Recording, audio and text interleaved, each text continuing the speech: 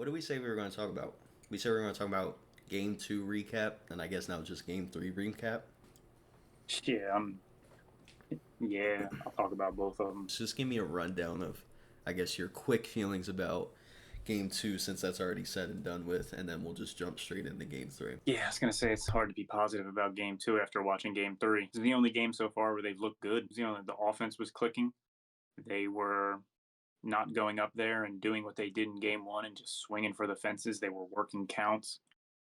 They were getting guys on base later in the game. Obviously, the first 5 innings they showed no signs of life, but then scored 7 runs in the sixth or ninth inning, and they just had a better approach at the plate. Guys looked like they wanted to hit the ball, Mm. and not hit it over the fence. Just get on base so the next guy could come up and keep the line moving. Right. Still doesn't seem to be anybody as good as the bullpen was all year. There's nobody coming out of that bullpen I trust right now whatsoever. But your big money signings came through, Castellanos and Harper, and Turner was on base a couple times and stole a couple bags. Mm-hmm. It looked good. It looked like they were turning it around after a terrible game one. Castellanos came through. It's been very clutch all year. I think they said they've had 10 walk-offs this year, and he was 4 of them. So that was Okay. his fifth walk-off of the year. So compared to that, but like you don't think it was luck that he did that, or he's like that. He does that when No, no, it's he's a the very times. he seems to be a very clutch hitter. Yeah. Okay. Yeah, there's not many other guys. Him and Harper, probably the two guys I want up with the game on the line. Mm-hmm. Well, from that game, moving on to Game 3, seeing that were your expectations going into this Game 3 since it was tied up 1-1 that oh yeah we're about to come in here and like make it difficult for them, or was your expectation of like oh we'd be lucky if we got a win today? Like how were you feeling about that specifically going into Game 3? Didn't know. I was split. Because the offense looked like two totally different teams in game one and two. So I wasn't sure which one of those teams was going to show up.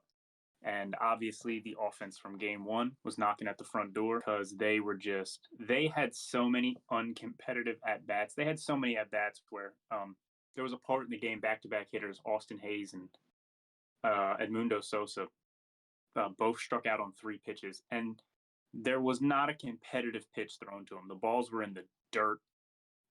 There was you couldn't have hit the ball if the bat was 10 feet long, and it really was kind of the whole game. Bryce Harper looked lost, and I get it's a left-handed pitcher. It's a really overcasted lefty where he's coming way from outside, so it's hard for left-handed hitters to hit that.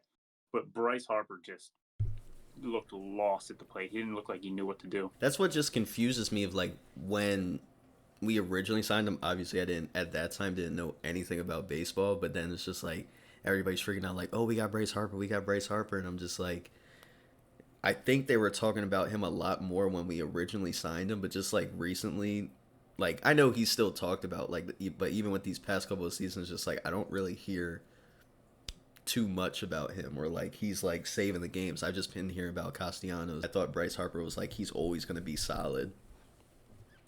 He is. Bryce Harper is the heartbeat of this team. I mean, he Mm-hmm. just won MVP 2 years ago. Mm-hmm.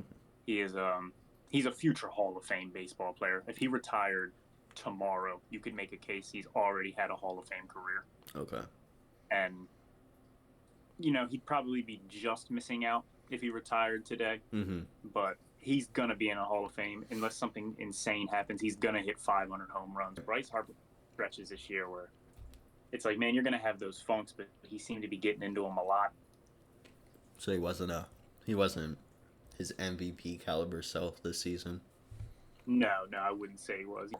Recording this right after the loss is tough. So now they go down 2-1. It's best of five. They need one more. What are you thinking? You think we're gonna get this win? We're gonna make a comeback? We're gonna lose? What's going on? If I was not a Phillies fan, I would say Mets are going to win this series in four. They're going to take the next game in New York. Mm-hmm. The Phillies fan in me wants to say that that's not going to happen, and we're going to force Game 5, and we're going to bring it back to Philly, and we're going to use that home crowd to rally around and win the damn game. Right. But, like I said, if non-biased opinion, Mm-hmm. the Mets are the hot team. They had to sneak into the playoffs, so like they've been locked in for weeks now. Where the Phillies knew that unless something crazy happened, they were going to be in the playoffs. Right. And the Mets had to grind. The last game of the season, they weren't even in. They weren't even in the playoffs yet on the last day, so they had to grind just to make it in. They already played the Brewers. They had huge walk-off wins, come from behind victories, so they're locked in, and all the baseball gods seem to be behind the Mets right now, and it's not looking good, but hopefully we get that Game 4 turnaround from Game 3, like we got that Game 2 turnaround from Game 1, because the bats need to wake up. Because I'm not sure who's pitching yet, but I would guess it's going to be Ranger Suarez. Uh-huh.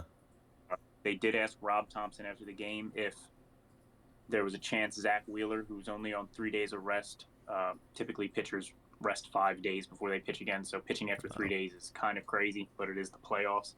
They asked if he obviously won't start, but they asked him after the game if he'd be available out of the bullpen, and he basically said everybody's available. Yeah. Obviously, besides Nola, who pitched tonight. Right. So it's all season's on the line. It's all in. I don't know what's going to happen tomorrow, but it'd be nice if they just hit and we didn't have to worry about that. Right. Well, we'll see what happens. Play tomorrow. Hopefully we can come back home with it, get a dub. You guys, I know. You guys seem. I wish I had some more positive. They really got me down after that Game 3, though. Yeah, I'm about to say, just recording on the same day of it, and obviously not being so invested into it, but knowing that there's a lot to talk about with them, it sucks to see them lose, and hopefully they don't lose the series so they can continue and see how far we can get to. But if it's the same struggles that we're dealing with in the first round, even if we get past them by a miracle, it's still going to be a struggle in the second round with even, I would assume, harder competition. So yes, the only thing I would say is I think they match up better against the Padres and Dodgers.